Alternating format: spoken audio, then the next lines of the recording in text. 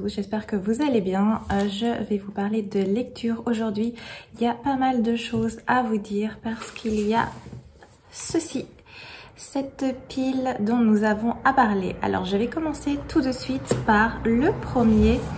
Je vais poursuivre avec celui-ci qui est le tome 5, La Fortune de la saga Blackwater, dont je vous ai déjà parlé précédemment. Je ne vais pas vous en dire beaucoup étant donné que c'est un 5e tome, mais tout ce que je peux vous en dire, c'est que ça se lit extrêmement vite. C'est le 5e, ça veut dire qu'il m'en reste plus qu'un. Il n'y a plus que la pluie à lire et cette saga sera terminée. J'avoue que j'ai dans un sens super envie de poursuivre pour finaliser et lire ce 6e tome, et d'un autre côté j'ai pas envie de poursuivre pour rester dans l'ambiance et pour pas la terminer trop vite, mais évidemment je vais poursuivre incessamment sous peu parce que j'aime vraiment bien cette saga. En plus les livres ils sont absolument magnifiques, on peut voir ici comme ils sont beaux aussi bien à l'avant qu'à l'arrière. Dans ce tome-ci on va passer un petit peu plus de temps avec le personnage de France. Je vous en dis pas plus, mais j'aime toujours autant l'ambiance, le rythme de lecture, la plume, tout est vraiment agréable. Moi j'adhère vraiment à cette saga. Je passe ensuite à celui-ci qui est un petit Disney Chills, qui est une tenue d'enfer. Donc c'est aux éditions Hachette Roman. C'est cette petite collection de Disney. J'en ai déjà lu précédemment plusieurs. Ah ben d'ailleurs on peut les voir ici à la dernière page. Oups, voilà. Je les ai déjà lus tous les trois et c'est ces trois-là que j'ai lus. Donc il y a le Méfie-toi des ombres, il y a le pacte de la sorcière et le pouvoir du crochet. Donc évidemment avec les thématiques Capitaine Crochet, le méchant ici avec Ursula, la sorcière des mers, et alors avec le maître des ombres qu'on retrouve dans Princesse et la grenouille. J'avais bien aimé ces précédents petits livres, c'est des petites histoires, le livre est vraiment court et en plus les pages sont très jolies parce que regardez, je sais pas si vous allez bien voir, mais ici on voit comme si c'était en fait comme s'il y avait un problème d'impression, hein, parce qu'il y a du gris un peu partout sur les pages, mais en fait c'est fait exprès, il y a ça dans toutes les pages, donc ça ajoute un petit style au niveau du livre. Comme je vous le disais, c'est un petit livre hyper fin qui fait 260 pages, quelque chose comme ça. Ils sont tous dans le même format, donc vraiment pas très épais. Dans celui-ci, on est donc dans la thématique des 101 dalmatiens avec la méchante qui veut voler les dalmatiens. Donc dans cette histoire, nous suivons Delia qui est fan des réseaux sociaux et qui a l'habitude de poster des photos d'elle sur l'application Rêve de vie. Sa vie va complètement changer quand elle doit changer d'école. Elle va aller dans un collège très huppé. Elle vit seule avec sa maman qui combine pas mal de boulot, de différents travails pour justement permettre de gagner un peu plus d'argent, mais on sent que c'est compliqué. Elle va arriver dans cette école et elle va essayer de se faire du coup de nouvelles amies. Mais dans cette école, l'apparence et les marques sont vraiment très importantes. Elles sont même indispensables. Étant donné que ici Delia n'a pas le portefeuille pour cela, elle va se sentir très vite rejetée. On va lui faire savoir qu'elle ne fait pas partie de leur monde. Et un jour, Delia va trouver un manteau d'une grande marque, et grâce à lui, ça va faire remonter sa cote de popularité sur cette application, donc Rêve de vie, mais quel sera le prix à payer pour cela? Donc voilà, on va tourner autour de cette histoire, autour de des choix que va faire Delia et tout ce que ce manteau particulier va avoir comme impact dans sa vie. J'ai bien aimé celui-ci, j'aime bien cette saga de manière générale, mais celui-ci était vraiment sympathique à lire. Donc ici on va vraiment voir les thématiques du harcèlement scolaire, des réseaux sociaux, de la véritable amitié et du paraître, qui sont des thématiques assez importantes, surtout que ces livres en plus s'adressent plus à un public jeune, donc je trouve ça assez intéressant. On va se retrouver évidemment face au personnage de Cruella d'Enfer, c'est la méchante qui se cache derrière tout ça. Par contre, l'aspect dalmatien est vraiment très peu travaillé, très peu abordé ici, donc c'est différent si vous voulez lire ce livre en pensant que vous allez vous retrouver dans une ambiance avec plein de petits chiens.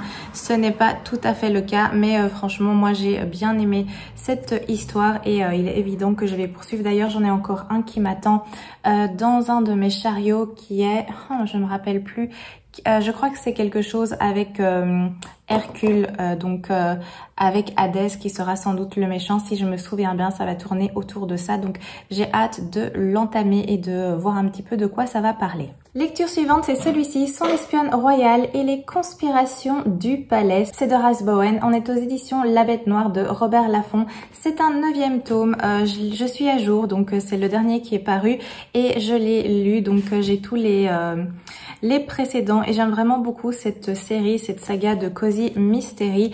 Donc dans ce tome-ci, on va évidemment retrouver Georgie qui, à la demande de la reine, de Sa Majesté la Reine, se voit chargée de s'occuper d'une princesse étrangère qui est la princesse Marina de Grèce qui arrive à Londres car elle est la fiancée du prince George.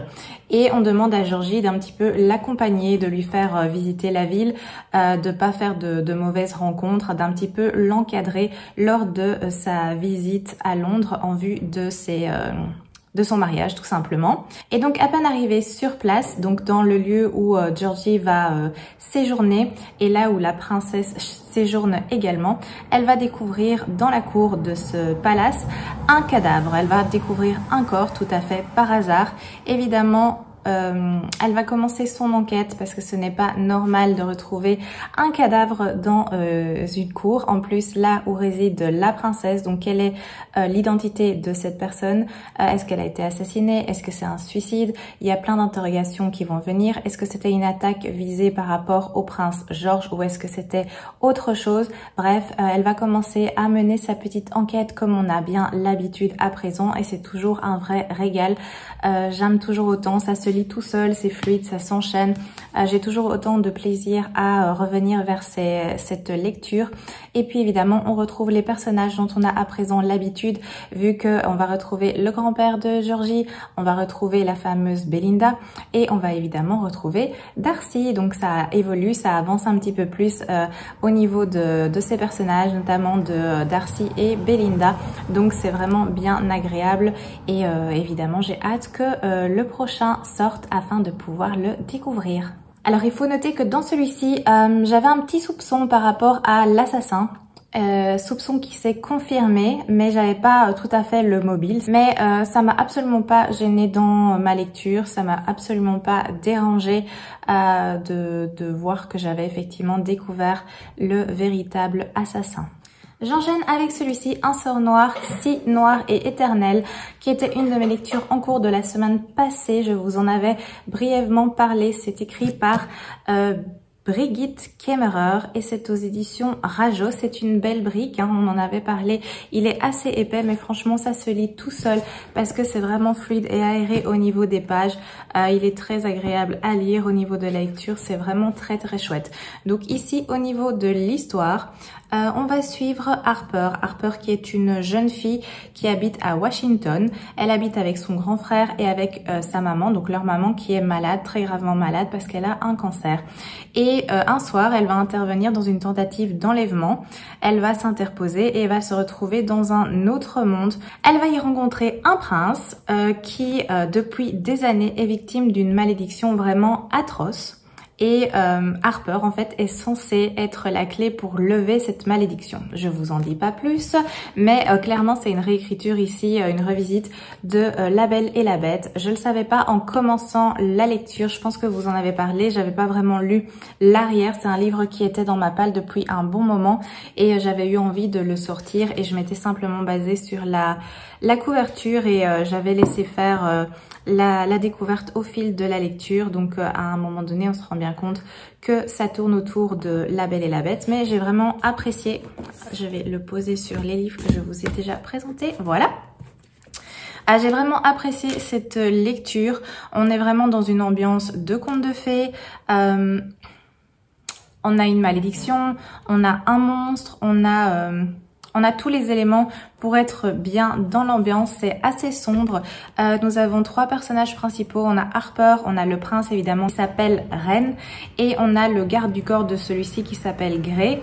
Et c'est à chaque fois les personnages de Harper et de Ren qui prennent la parole, si je puis dire. Donc à chaque chapitre, voilà, on a ici Ren qui va qui va parler, qui va exprimer ses pensées, et ensuite on aura Harper. Donc c'est un récit qui se fait sur base de ces deux personnages, et au fil de l'histoire on a vraiment ces trois personnages qui vont évoluer, donc ça c'est assez intéressant, et ils vont vraiment évoluer dans le bon sens, parce qu'au début j'avais un petit peu j'accrochais pas avec le personnage de Ren par exemple, donc le prince qui est victime de la malédiction. Je le trouvais assez infect, mais ça va vraiment bien évoluer au fil de la lecture. J'ai été vraiment accrochée, je l'ai lu super vite, donc j'avais commencé la semaine passée, je vous en avais parlé, et j'étais arrivée peut-être, j'avais lu un tiers, quelque chose comme ça, et finalement en une après-midi, le samedi après-midi, je me suis relancée dedans et je l'ai fini. J'avais vraiment envie de le clôturer parce que j'étais bien dedans, parce que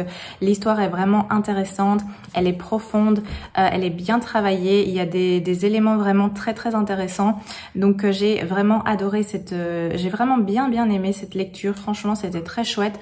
Il y a la suite qui est sortie dernièrement, c'est le même style de couverture mais avec un fond vert. Je vous mettrai la couverture ici sur le côté pour que vous puissiez la voir, et du coup quand j'ai terminé la lecture j'étais un peu frustrée parce que j'ai pas le second tome, en tout cas pas encore, et j'avais vraiment tellement apprécié cette lecture que j'avais envie de passer au second. Donc pour l'instant je l'ai toujours pas craqué, mais de quoi sera fait demain, on ne le sait pas.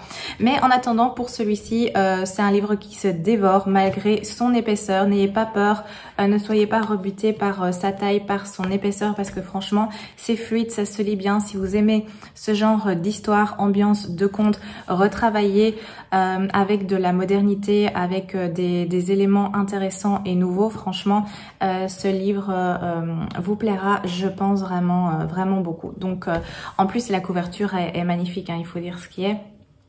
Il y a un petit reflet ici qui passe par différents tons de couleurs. Enfin, moi, je trouve qu'il est vraiment splendide. Lecture suivante, c'est celle-ci, La sorcière de Silcy de Philippa Gregory. Et ici, on est aux éditions Hauteville. Alors, c'est pas tout à fait une... Je ne l'ai pas lu entièrement dernièrement, je vous explique. En fait, j'avais commencé ce livre il y a un bon moment.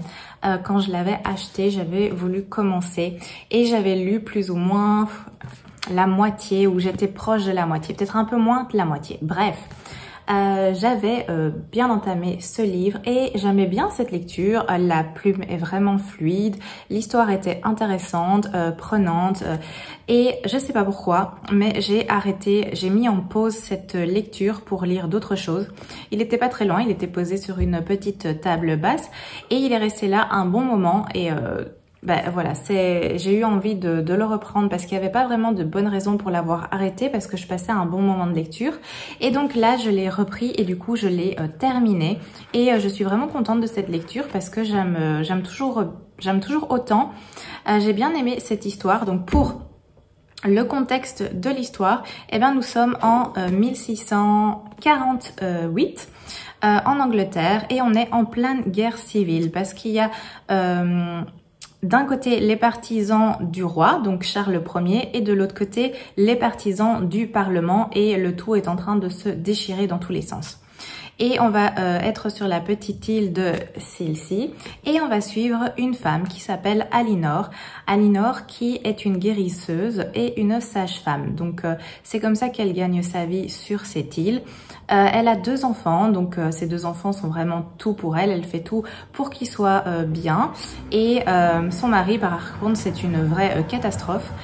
Dans le sens où c'est pas un mari très affectueux d'une part, et en plus ça fait des semaines qu'il a disparu parce que c'est un genre de batelier, je sais plus trop, il fait du commerce par bateau, et donc ça fait des semaines que plus personne ne l'a vu, donc on pense qu'il est peut-être mort en mer, mais franchement pour Alinor c'est plutôt bon débarras.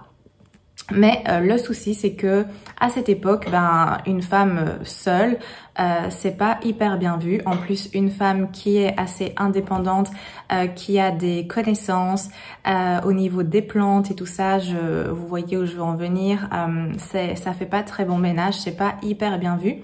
Mais donc voilà, on suit Alinor qui fait face aux difficultés de la vie, et un soir, elle va rencontrer un homme qui est un catholique et qui est là en fait pour sauver le roi. Donc il a été mandaté, il est en mission pour sauver le roi, et évidemment il y a une idylle qui va commencer commencer à ce niveau-là. La vie de Alinor va énormément se compliquer.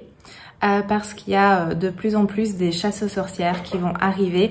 Là, elle a été un petit peu épargnée, mais à cause justement des chamboulements et tout ça, bah, ça se rapproche tout doucement. Donc, elle va avoir sa vie qui va devenir vraiment plus dangereuse et on va suivre justement la vie de cette femme. Et j'ai vraiment beaucoup aimé cette histoire. C'est une très belle histoire sur la vie de cette femme, sur Alinor. C'est un récit aussi sur la condition extrêmement fragile et difficile des femmes indépendantes à cette époque. J'avoue qu'il y a certaines longueurs par moment, mais je trouve que ça n'impacte pas la lecture parce qu'on est tellement bien dans cette ambiance, sur cette petite île, à suivre Alinor, à suivre ses craintes, à suivre sa vie, à suivre sa vie de famille, les relations avec les autres villageois. Il se passe tout le temps des choses, donc c'est vrai qu'il y a des longueurs, mais ça ne gêne pas, ça ne freine pas dans la lecture. En tout cas, moi, je ne l'ai pas perçu comme étant quelque chose de négatif ou d'embêtant, donc ça, c'est assez agréable. Le livre est assez épais, hein, vous le voyez bien, c'est un grand format et il fait quand même presque 640 pages. Donc c'est une belle brique, mais ça se lit bien. On est vraiment transporté à cette époque, on est vraiment dans cette ambiance où il y a des dangers. On a d'un côté justement cet homme qu'elle rencontre qui a sa mission importante et on a Alinor qui a sa vie dans cette petite île en fait et qui doit faire face aux difficultés en fait qui vont arriver à elle. Donc on a vraiment ces deux récits qui sont très très intéressants. Cet univers est vraiment et tout est vraiment très bien décrit. J'ai vraiment passé un bon moment aux côtés d'Alinor qui est vraiment une femme solide, une femme courageuse et j'ai trouvé que c'était vraiment une très très belle histoire. Passons à présent à Les filles du manoir Foxcott de Eve Chasse. On est aux éditions 10-18 et c'est également une lecture que j'avais à peine entamée la semaine passée, mais je l'ai bien évidemment finie depuis. J'adore la couverture, hein, elle est super jolie. Je trouve ça très très beau.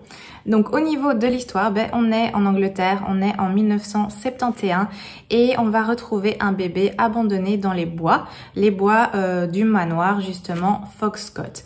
Et c'est la famille qui découvre le bébé, la famille à laquelle le château appartient, le manoir appartient.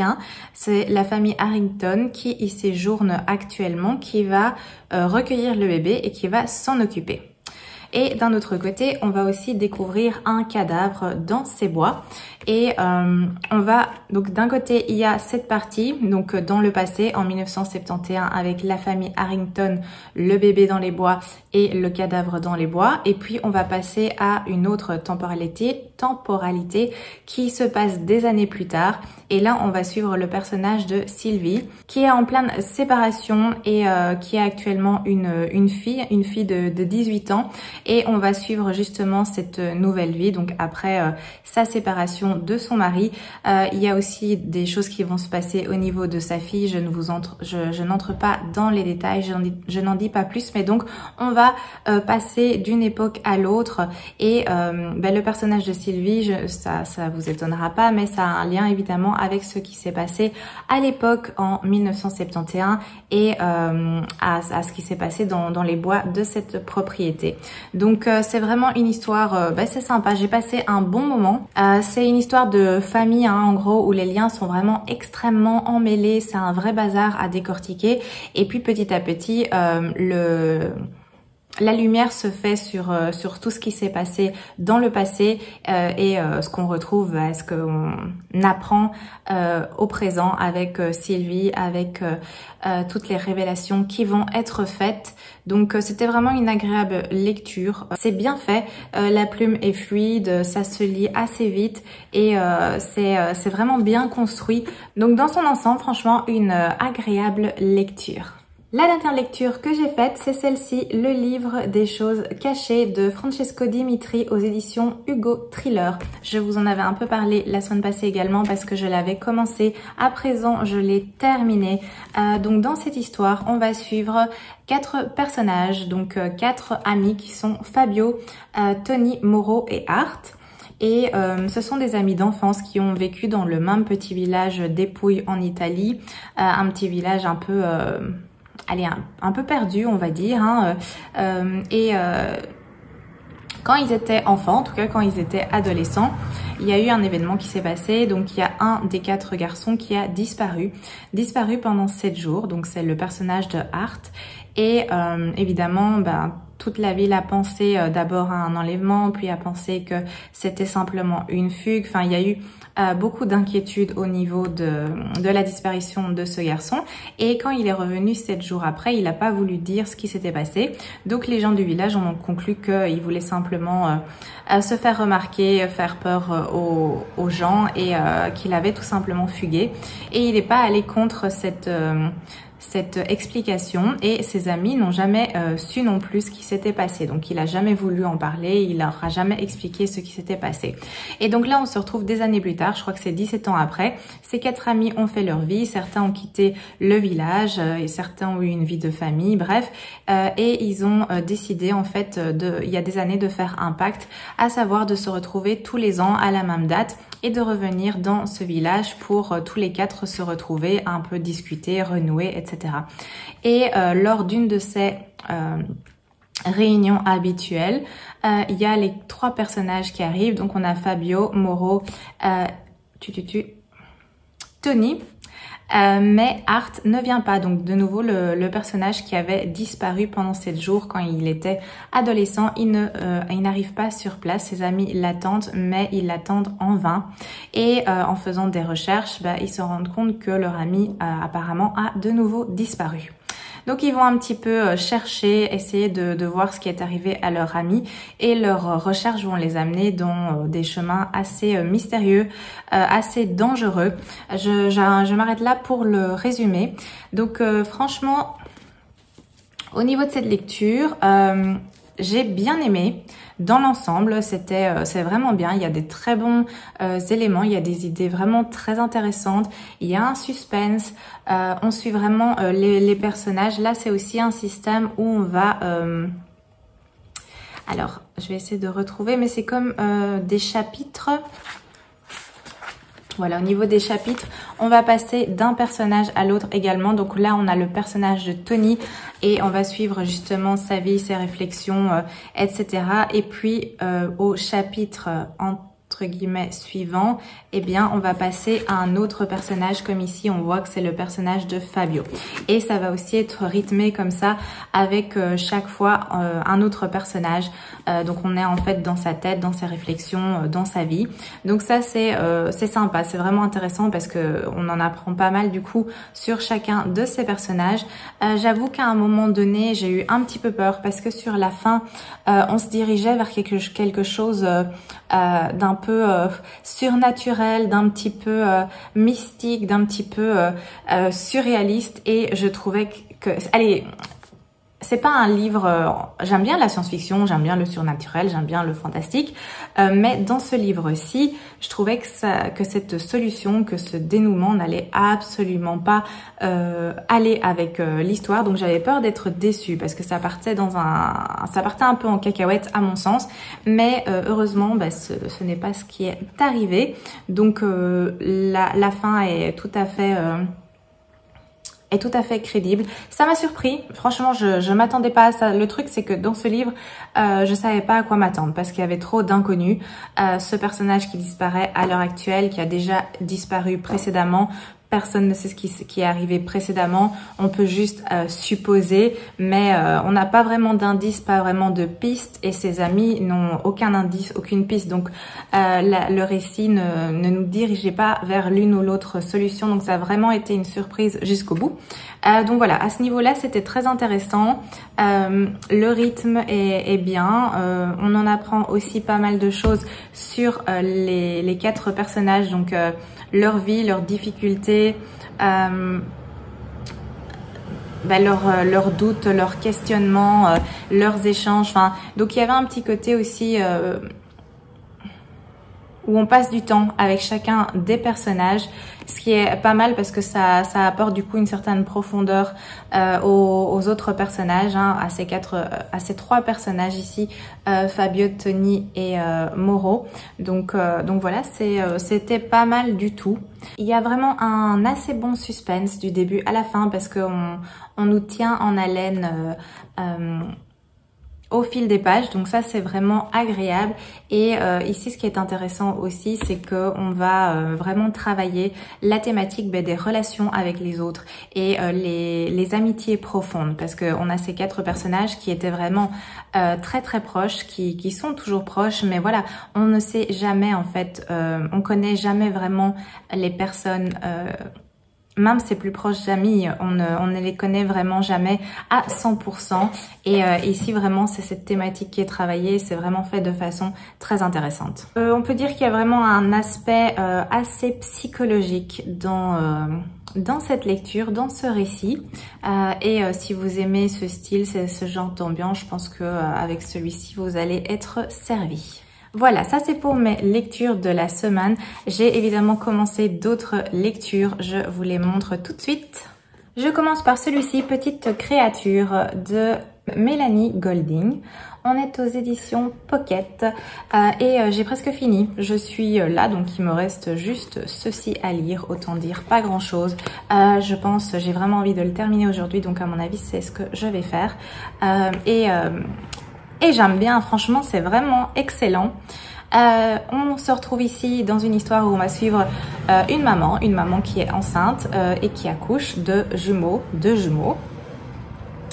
Et à l'hôpital, une des premières nuits qu'elle passe à l'hôpital après avoir accouché de ses jumeaux, elle vit un moment très très flippant.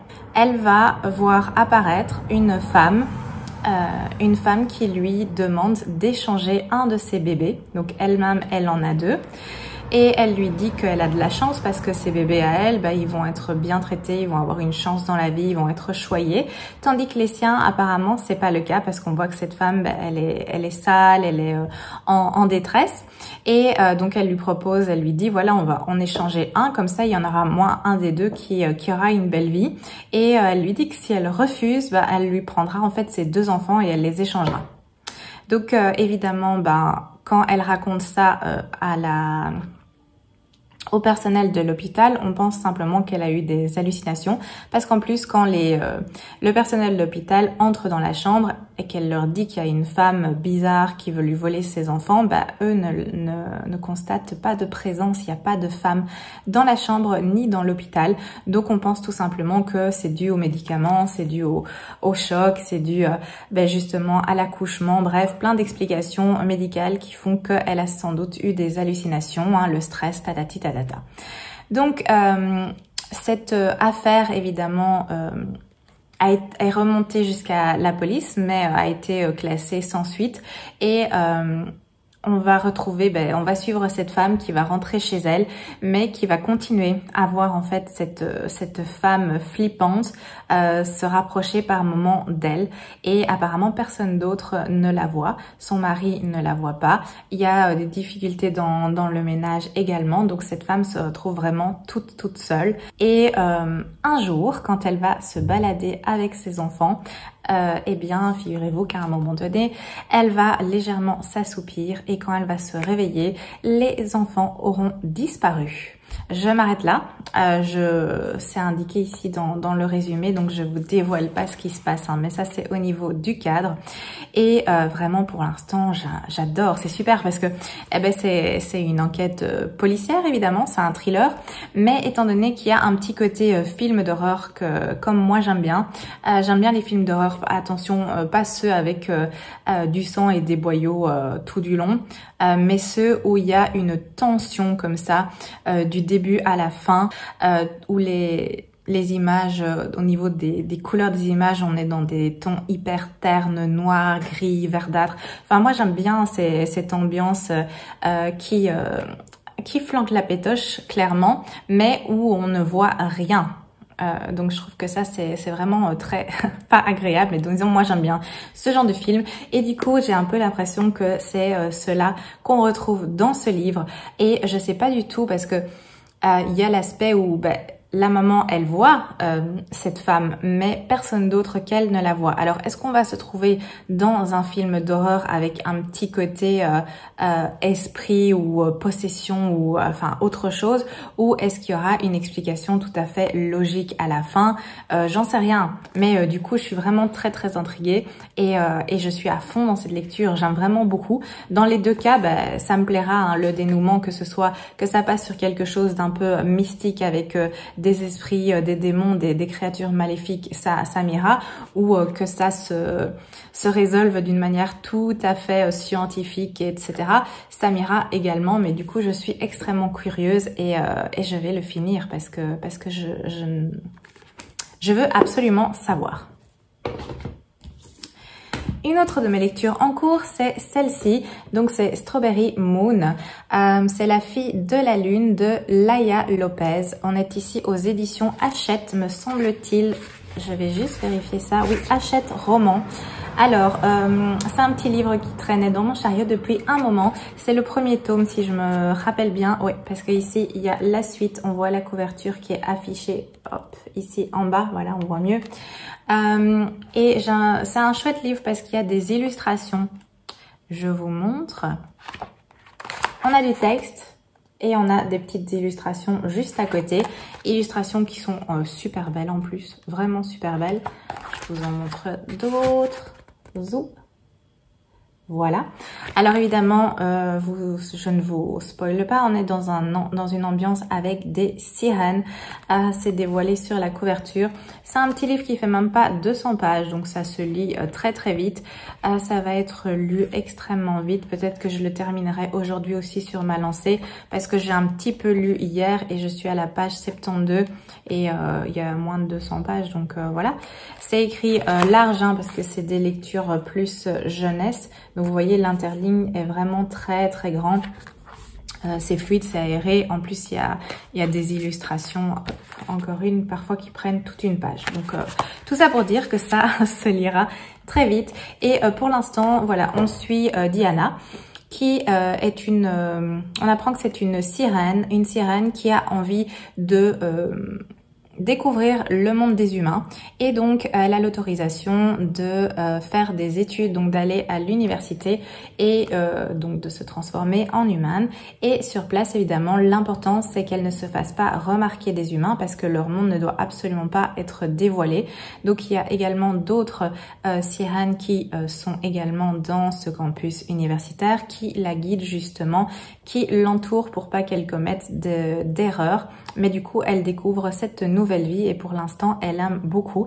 Ça, c'est pour l'histoire. Je suppose que ce sera un petit peu plus profond, un petit peu plus développé que ça. Sans doute qu'il va se passer quelque chose d'important, parce que si c'est juste l'histoire d'une sirène qui va à l'université et rien de plus, je serais peut-être un peu déçue dans ma lecture, mais étant donné qu'il y a 2 tomes, je suppose que c'est pas que ça.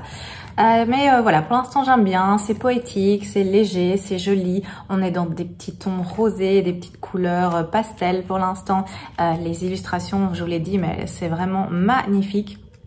Donc je vais poursuivre avec plaisir. Un autre livre que j'ai commencé, c'est celui-ci, L'île aux mensonges. C'est écrit par France Harding et on est ici aux éditions Gallimard Jeunesse. C'est un très beau livre, on peut le voir ici. Vous voyez tout ce qui est arbres, lianes, branches, etc. Tout ce qui est végétation, il y a des reflets. Ça reflète la lumière. Donc c'est vraiment super beau et en plus au niveau du toucher, il y a un petit relief, si vous voyez ce que je veux dire. J'ai pas lu énormément, j'ai lu quoi, une centaine de pages? Non, pas du tout. J'ai lu 58 pages. Il y en a presque 400, un peu moins de 400. Donc je vais poursuivre, j'aime bien. Pour l'instant, c'est agréable. Donc on va suivre le personnage ici de Fate. On est en 1960 et Fate, elle est dans sa famille. Donc son père est pasteur et aussi un éminent naturaliste. Il y a sa maman avec laquelle elle a une relation pas très saine, et il y a son petit frère également. Et apparemment, le père, le pasteur, a été accusé d'avoir trompé en fait la communauté scientifique. Et du coup, pour que cette affaire, ce scandale se tasse, eh bien, ils vont quitter la grande ville dans laquelle ils étaient. J'avoue que je ne sais pas. Et bref, ils vont partir et se retrouver sur une île où apparemment il y a aussi des choses qui ont été retrouvées au niveau fossiles, etc., plantes particulières. Et du coup, c'est un peu l'excuse qu'ils ont trouvée pour justement quitter la ville le temps que cette scandaleuse affaire se tasse un petit peu. Et pour l'instant, j'en suis là. Donc, cette famille arrive sur cette île et je suppose qu'il y aura plein de choses étonnantes qui vont se passer vu que le titre, c'est quand même l'île aux mensonges. Donc, ça a l'air assez mystérieux. Je vais poursuivre, évidemment. Enfin, le dernier livre que je vais commencer, je ne l'ai pas encore commencé, mais ça va être fait cette semaine évidemment, c'est celui-ci. C'est Meurtre et tarte au citron meringué, le tome 4 de la saga de Les enquêtes d'Anna Swenson de Joanne Fluck. On est ici aux éditions Le Cherche Midi. J'ai lu les 3 premiers, j'avais adoré, je vous en ai parlé dans des vidéos précédentes. Et ici, j'ai hâte de poursuivre. J'avais envie de me retrouver dans cette ambiance de pâtisserie, dans cette ambiance avec Anna justement et ses enquêtes. Et j'ai hâte de savoir où ces pas vont la mener dans celui-ci. Je ne sais rien vous dire de plus vu que je ne l'ai même pas encore commencé, mais ça va être fait incessamment sous peu. Et voilà, c'est tout pour mes lectures. J'espère que cette vidéo vous a plu. Je vous remercie vraiment d'avoir regardé jusqu'ici. Je vous souhaite un excellent week-end, une très belle semaine et je vous dis à très bientôt.